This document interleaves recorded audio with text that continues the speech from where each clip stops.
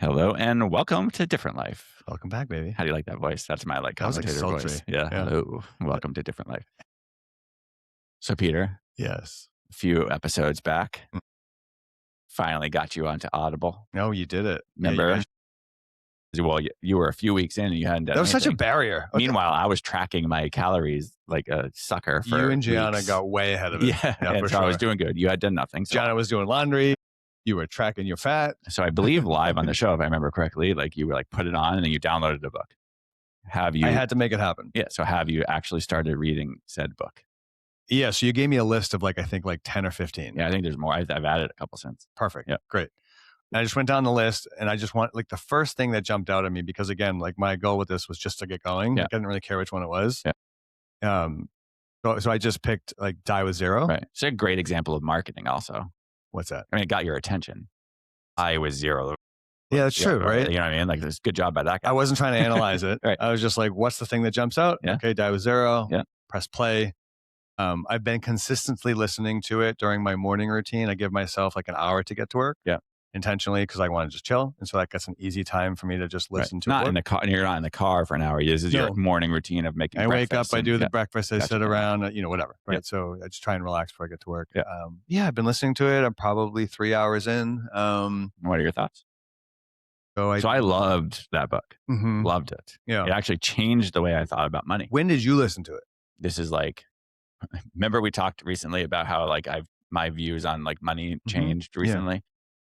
So that's one of the books. I felt like you listened to it a long time ago. So it was a few years at this point. Oh, it's only been a few years. Yeah, this wasn't a 10-year-old book. I'd have to go back to my Goodreads reads and see it. I don't know when the book was written. I can look that up, but I actually read it. I want to say I read it towards the end of our last, when we were doing the Fat and Broke podcast. Okay. 'Cause I remember, I think I might have alluded to it on there. If not, it was there. Yeah, it was within the last 5 years, but it also it was sort of the seedling that started me thinking more about just the way I go about things. But anyway, what are your takeaways so far? What's fascinating is it's it's a little bit of the opposite of the FIRE movement, in the sense that I think as a society, it's so ingrained in us to think money equals success. Right. For people who don't know, FIRE means financial independence, retire early. Yeah. Retire early. So people who are trying to aggressively save their money to essentially stop work. Right. Yeah. And so for people in those communities, if you have a regular job, you're kind of sacrificing most experiences and most things for the most part. Correct. In order to save as much so that you can then for say, the hardcore FIRE people. Yeah, that's what they do. For the idea that, hey, I want my time back, right? I want to stop working, giving my time to work, which I think that this is a similar idea, except it's with more of the context of, it's not just about money. Yeah. It's also about the investment into experience, into memory. Because in the end, right, all you have is your memories. When you think back on your life, it's well, what have I done? Right. What is the feeling that my friends and family have about me and the experiences we've had together? And we use money as a way in which to have those experiences, right? You don't. It's kind of like your tombstone idea. It's what are they going to put on your tombstone? Is it going to write Peter, physical therapist? Yeah. Yeah, sure. It's oh, great. Thanks. Well, I lived a great life. Not that people write a whole lot, but the idea of what would they say in your eulogy. Peter was a great physical therapist. Yeah, and it's usually not. You don't want it to be around the work. end, right? Yeah, sure. So it's kind of like being intentional with your money. Not saying frivolously spend your money, but it's being intentional. Let's say be responsible with saving, but also understand that as a successful person, you're going to make more as your skills increase, as you gain in age, so on and so forth. So maybe it's not the smartest to scrimp and save as much as possible when you're not making as much, because at some point you're going to make a lot more. So use some of that money on experience, right? And if you're in a position where you can do that, please be intentional about it. Please decide, hey, these are the things that I would love to experience with the people that I love. And then, make it happen. So I've been in this stage where I've been complaining about, I don't know how to vacation for a long time. And it's true. And it's enough, enough. I'm going to start. Because some of that was, you didn't want to spend money on it. Correct. Well, some of it, yes. You were like, oh my God, it's to fly here and stay at a hotel and to do go to Disneyland or whatever, that's going to cost me $10,000. But that's how it started. Can't I just go to the pond down the street, or whatever, right? Because I couldn't though. like years ago, I couldn't. I lived on one income for most of my life. Yeah. Right? So it wasn't until only very recently. So really, honestly, dude, until like my mid 30s, I basically like was living very lean because I had to. And the challenging part about that is that like I've built up the habits and the muscle around that. And you don't just get to be like, well, now I have money and I can spend it. That's not how that works. Right. The mind is so used to pulling back on everything Yeah. that I've had to intentionally decide like, I am going to spend this money intentionally because I can and because it would be an enjoyable experience for everybody. I'll have you know, I no longer mind tipping and spending a lot of money. Whereas before, tipping, is that what you said? Like in the sense that like tipping bother you? I would tip. Yeah. But it would be like a thing where like it bothered me because like I was such a cheap ass. Yeah. The same with spending money at a restaurant. I'd be such a cheap ass. Get the cheapest thing on the menu. Or you'd be doing the math in your head, like I could make this at home for like $1. Correct. So I guess and not enjoying being my there. point is that yes. So going to a restaurant in the past would be a stressful experience. Whereas I've intentionally been trying to work on it for the last couple of years. And I'm happy to say at this point, it's no longer. Yeah. I'm happy to just do it. And I notice that like, it's just way more enjoyable for me and then therefore everybody else around me. Right. Anyways, it's a mindset like anything else. So I'm really happy to have started listening to the book and, I'm looking forward to get through it. Yeah. And I think, I would suggest maybe your next, well, if you want to go in a different, if you want to get away from money, pick something else. But I would say the next one that's kind of in line with that is maybe even a precursor to that book would be Your Money or Your Life, which is sort of like one of the foundational books of like people who are in the FIRE movement. Most people who are in that movement will listen to that book. We'll read that book or listen to it.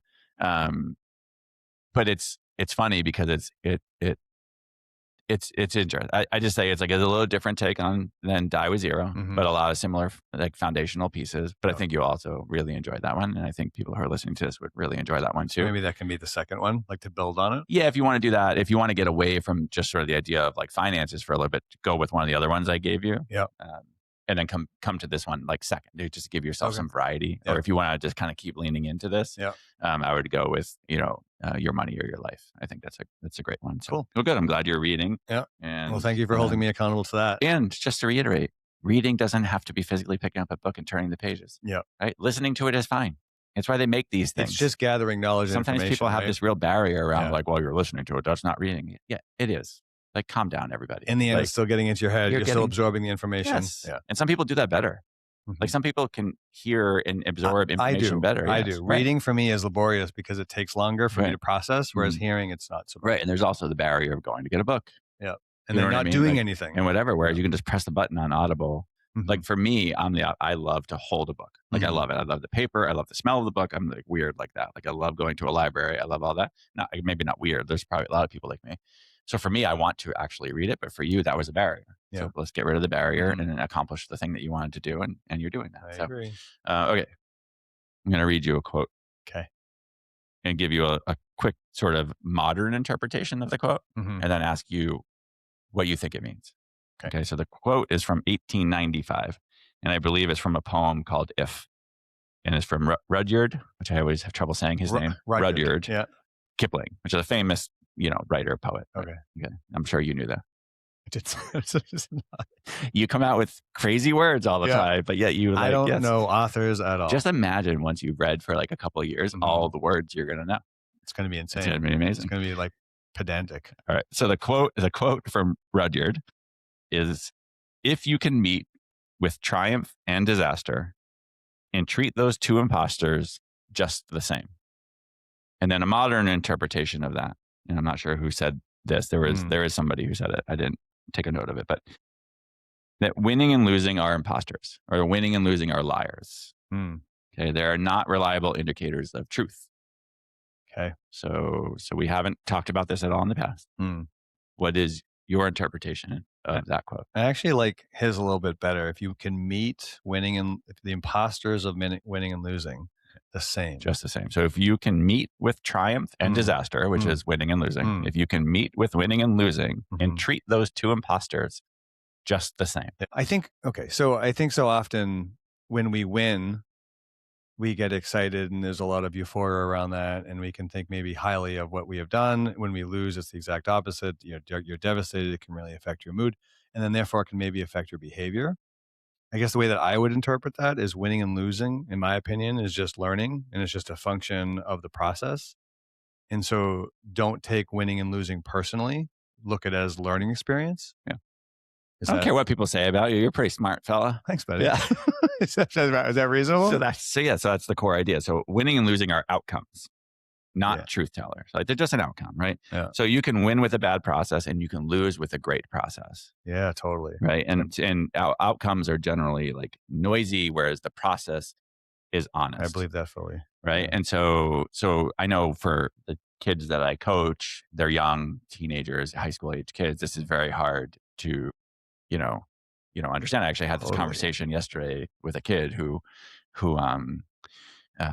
he's a young kid. He's a freshman, and he fielded a ground ball at third. The ground ball was hit to him at third base. He bobbled the ball, right? They hit his glove and it landed on the ground right in front of him. And he immediately sort of slapped his glove with his hand, right? Like kind of angrily, like, I can't believe I just missed the ball. Yeah. And sort of threw his head back in the air, like in disgust. Meanwhile, the ball was still sitting right by his feet. Oh, it was still in play? It was right there. Oh my God.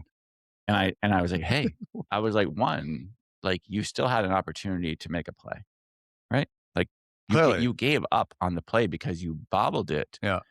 Right. You already determined an outcome in your head. You still had a chance to we didn't even have base runners. It was simply just pick it up and throw it to first. We're just practicing. Right. And so he sort of gave up on it. He eventually picked it up like a few seconds later and kind of made a bad throw because now. But the runner would have been at first already. Very much at first. Now he would have been at second or third because he threw it way past first base. Right. Yeah. Because he allowed the thing that happened. So it bobbled. Mm-hmm. He got disgusted and upset, hit his glove, threw his head back, and then picked it up and just threw it without focus to first, which then went over the first baseman's head and then was like way out of bounds, right? So now this runner is just going to keep running, right? Yeah, so anyway, he let the loss compound into the next thing. Yeah, made it worse. So I pulled him aside like right after, and I just said to him, I said, hey, like you're supposed to fuck up. Mm-hmm. Like that's why we're doing literally a part of the process. This is part of the process. Yeah. Like if you were I would be super bored as your coach if you just did everything right every single time. You wouldn't even need us to be here. Totally. Like all of these kids just wouldn't need anything. Like as a byproduct of being here, you should fail a lot. Yes. Yeah. I was like, so this is what you should be doing. That is exactly what you were that the antics after were not. Mm. The bobbling of the ball is literally exactly what you were supposed to do. Thank you for doing that. Yeah. Now let's see what we can learn from that and do it next time. I go, but what you need to not do is those other things because you allowed that one thing turn into something even worse, right? Mm-hmm. Yeah. Plus you look like an idiot. Yeah. Right? And he was like laughing, but it's hard to get this message across to those kids because they grow up in a world everything has to be perfect where everything is like graded. Isn't that school helps to facilitate that so it's much, awful. that mindset. Right. Yeah. So everything has to be perfect and they're under this like a tremendous amount of pressure to not ever, this goes back to, we talked on the last episode about the toxicity of youth sports. Mm-hmm. So much pressure even from their parents to just be perfect all the time. Mm-hmm. God forbid, like you walk somebody. That's a lot of pressure. Whatever, right? So much pressure. I actually view my coach most of the time, my job as coach, most of the time is just to kind of make them laugh. Don't you play worse like when you have all that pressure on you? Oh my God. Like you're bad. Like you're tight and then like in the professional sports world, he's tight. Like the moment is too big. Because you're worried about screwing up as opposed to just being in the moment. Compounds. And it compounds. Yeah. Like once it gets in your head, I've talked to my younger son about this. He struggled with this a little bit. One mistake compounds into the next, compounds into the next. So you have to have strategies around like doing that. But you have to like release the mistake. Yeah. Totally. And just live in the moment. Right. And so just kind of bringing it to what we do for work, especially, I thought this would be a good topic. I wanted to bring it up with you because I hear you doing something like this, like this, not saying this quote, you're not quoting Rudyard Kipling, but you do talk to a lot of your clients about like this idea of, sometimes they'll come in, they're upset because the week didn't go great.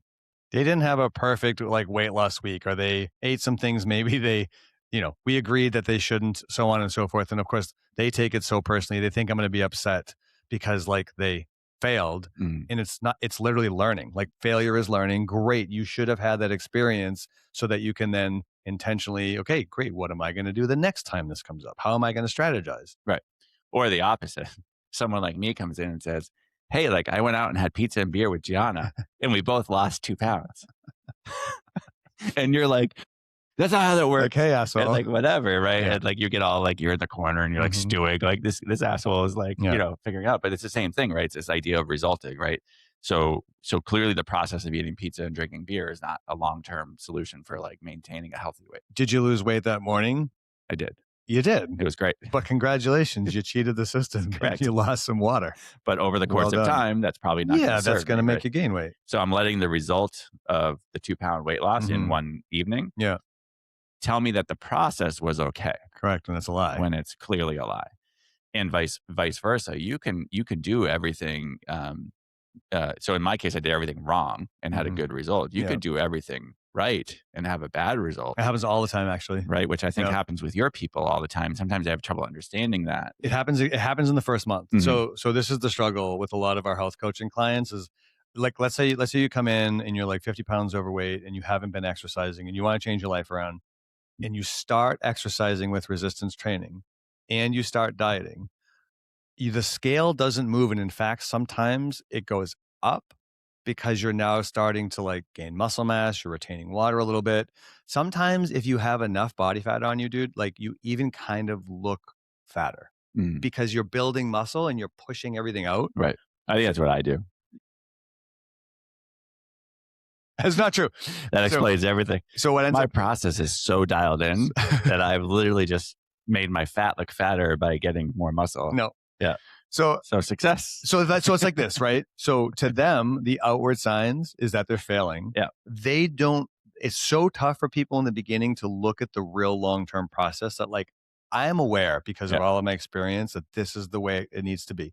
But the only way you can get buy-in is if you get buy-in to the really long term, because like in a year from now, this is going to be so insane what your transformation is. But if you only look at the scaled day to day and even week to week, it can be a liar, right? And so I guess to your point, in the end, it's not the mistakes that were made in the moment. In fact, like you should look forward to those mistakes because then you can say, okay, here's what I did wrong. Here's how I can correct it. And so now you're making these like micro improvements that compound to massive changes long term. So what are the strategies that you give people then?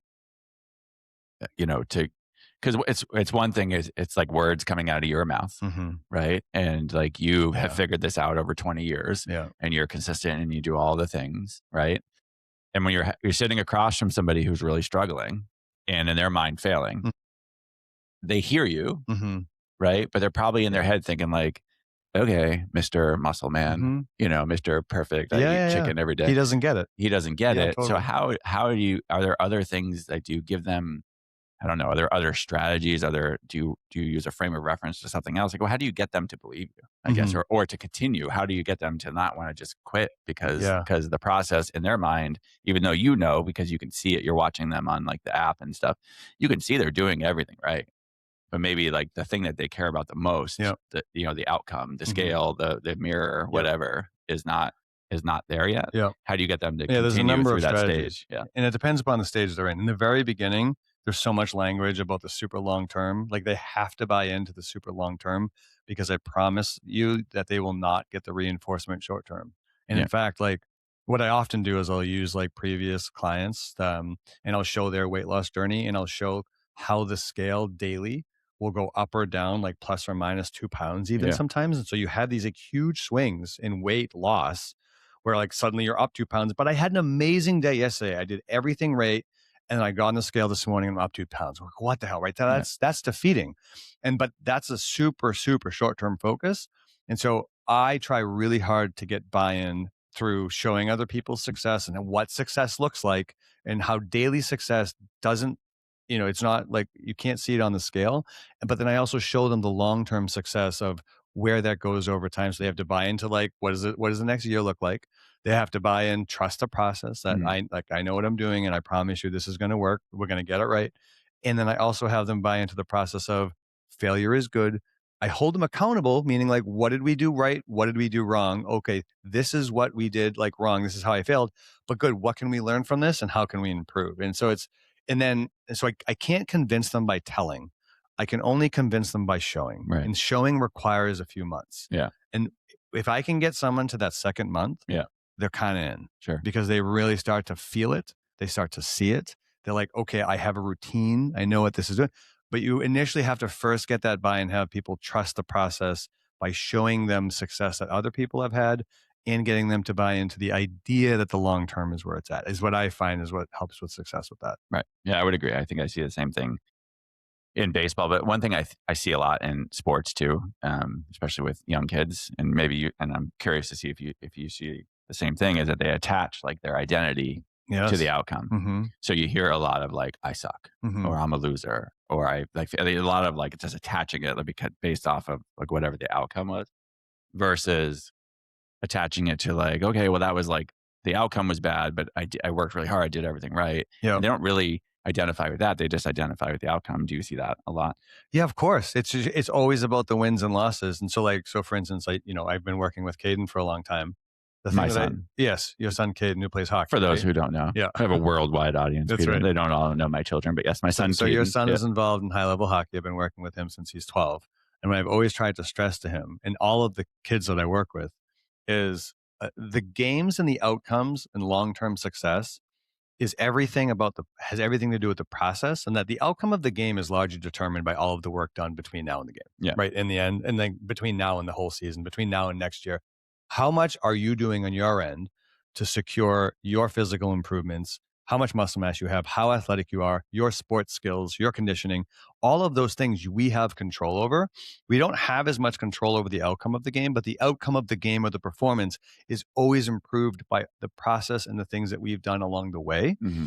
And so I guess it's hard because especially coming from a parent, like a parent telling their kid that is not going to come off as well as like a coach, right? Where the coach is more trusted, they have more authority in the kid's life. But if you can work with them and you can get them to feel it and understand, and then it translates into improved performance during the game, which happens over like weeks, months, and years, then you can get that kid dialed in. But I think as a concept for kids, I think it's unbelievably challenging to get them to understand by you just telling them. Right. I would agree. Yeah, they have to certainly see it, and Mm-hmm. I find that typically even here, like when I have. Maybe I have somebody come in for physical therapy and they've had like this back pain that seems like it's the worst thing, and they're never going to get better. If I can point to another person that I've helped, and said this person did this process, Mm-hmm. and look at them, like look at what happened. Social proof's a big deal. Yeah, social proof, right? And so I show them this is what happened over the course of 2 weeks, and they're right there. Go talk to them, whatever. That I find that I can get buy-in from that person Mm-hmm. more quickly to then commit to the process, Totally, and not just be like, okay, well, I did that one thing that you did today, and I still have pain right now. mm-hmm. Like they're just attached to the outcome to the of right like now the one intervention or whatever. Coming in today doesn't necessarily mean that you might not have pain tomorrow. Oftentimes, it's not the case. Right. It may be true that like because of today's treatment, you may have like less pain. You might have more. It's the same as the scale. You might have done everything right, and it might hurt a little bit more. Yeah. But I think it's the same exact process. It's like trust in the long term. I've been doing this a long time. Here's how it usually works. Right. Let's get through the work. Right. I agree. And I saw another quote type thing along as I was getting ready for the show, and it said, "Winning and losing are moments. Process is who you're becoming." 100%, dude. And I think that really kind of hits home. I think that's like, if we can get that message across to people and understand, like, it's like, okay, all along the way, all along the process of who you want to become. So you figure out like what that is, right? Yeah. Who is it that you want to become? Whatever it is, you want to become a person who reads. Yeah. Right. Yeah. So the process is to start showing up, because you started off by downloading an app and then getting a book and committing to that. And now it's showing up each day to do the thing. And over time, you'll start to identify. You probably don't yet. You probably don't. I do not. Like if you met somebody on the road today and they said, what are the things you like to do? You probably would not say reading. Never. Right. That's not even a thing. Just like me and exercise. But along the way, if you're consistent with it, you show up, you do the thing, and you follow the process over time. I will become a reader. It is who you become. Right. And so I think if getting that message or understanding that message, and I would say for most people, I would say like, if I was working with health coaching people like you do, or maybe when I work with my PT people, if you can point to something else in their life that they've done that for. So you can say like, oh, well, you're a runner, right? Like you ran a marathon like last month. Well, at one point you weren't. Right. But you started. You committed to it. You showed up. You were consistent over time. You had a process to become a runner. Now you're a marathon runner. So if you want to get stronger, or you want to be a reader, or you want to do the same, it's the same process. You trusted it for that. You need to trust it for this. That's a great way to tie that in. And along the way, you're going to have good and bad outcomes along the way. Yeah. You know what I mean? Like that's just, I love that. the nature of Point to the anything. thing that they're an expert in their life. Yeah. Because everybody has a thing, right, that they're really good at. And they weren't always different. They weren't always. And to learn it, they had to fail. And when they started, they sucked. Yeah. When they started, they had no information. And this is everybody ever. And this is just, it's the exact same thing. It's just, it's the idea of perpetual learning. One of the things that I take away that I think is one of my biggest strengths is I don't care what it is. If I feel like I want to get good at it, I know that I can, because I've had the success many times before of not having any idea what the hell I'm doing and just starting at whatever, knowing I'm going to suck for a long time. And then after the repetitive thousands and thousands of failures, I'm not so bad anymore. Right. It's like when you started this business like 2 years ago, you knew nothing. What was like literally the first, like you told me this one time and I remember laughing. You're like, the first thing you did when you were like, I'm going to start a business, what'd you do? When everybody gave me the okay and I said, okay, this is happening now, I sat down on my computer and I said to Google, how do I start a business? So that was the first step. That literally was the first step. And we're 12 employees later. 2 years later. And many thousands of square feet and like whatever. But it started with that one. It was the everyday effort over the last 2 years that has like created this. And it was the bazillions of failures and the continuous failures along the way and the iterations and learning to be better that has created this. And if I allowed those failures to affect my self-esteem or like, oh, this is going to suck and fail, then it probably would have. But I never look at a failure as a failure. I just look at it as a way to learn and improve. Right. I mean, just this morning, you were like, I'm pretty sure we don't have any workman's comp anymore. I can't wait to get better. Because you had no idea whether or not you paid for it. Or I did it a year and a half ago. It's so weird, right? So, once again. But tomorrow we will. Tomorrow we will. So, better every day. Yeah. So, anyways. So I thought that was a good conversation. And thank you great for that. I mean, I think I deal with that a ton in like sports, but as I was thinking about it, I was like, well, this is clearly something that applies everywhere, all the time to anything. Right. And I think a lot of people struggle with it. This is one of the biggest things in life, man. If you can just find a way to take pleasure in failure, you will succeed at anything that you want. It's a mindset more than it is like a mechanical thing. You just have to believe that you'll do well. Just continue to problem solve. All of a sudden, you'll be way better than you were, and that process continues infinitum. Yep. And before we sign off, another book I'll add it. I think I added it to your list. Do you have your phone? It's on the floor. Yeah, pull out your phone. If it's not, we're going to add it right now. All right, let's see. So it's called Thinking in Bets. So I'm going to go to my notes and then books for Peter. I don't share a lot of notes with people. No, this is one of. You said Thinking in Bets? Yeah. Is that on there? No. Okay, so we're going to add it to your list. It's from Annie Duke. She's a poker player. Oh, she wrote a book called Thinking in Bets, and it's along the same lines. And my son loves to gamble.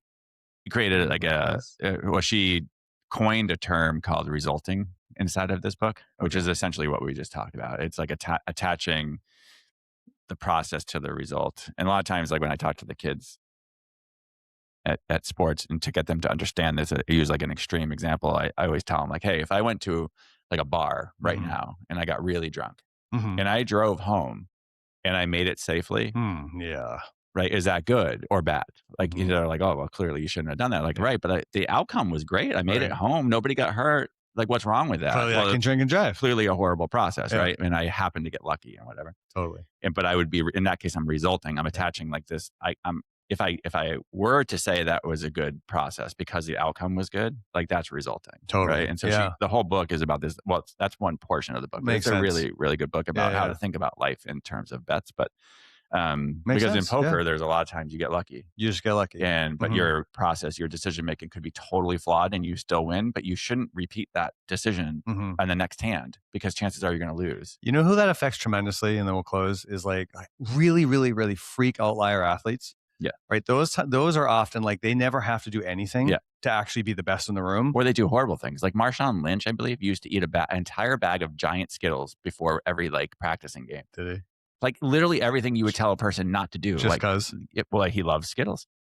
But he was one of the most amazing running backs to ever play the game. Yeah. And like that's not something I would be like, hey, like Caden or Ashton, like Marshawn Lynch does this, so we're going to give you Skittles before every game. And you just don't have to then train, or you don't have to do the right things, and you're still amazing. Yep. And then your process is horrible, but because you're so naturally gifted at a thing, yep. You're in a sense getting lucky, but based upon your genetics, not because you're doing it right. Yeah. And then people will then copy your fucking nonsense. Yeah. And then they'll think that because you did it and you're so amazing, yeah. well, this should work for me too. That's not how that works. That's not how that works. So I think we'll end. I'll just repeat the quote because I think I love the quote. I think it's like really nicely said. If Rudyard Kipling is a lot smarter than we are, and then that will be the end of the show. So, if you can meet with triumph and disaster and treat those two imposters just the same. I agree. I love it. That's great. All right, buddy. See ya.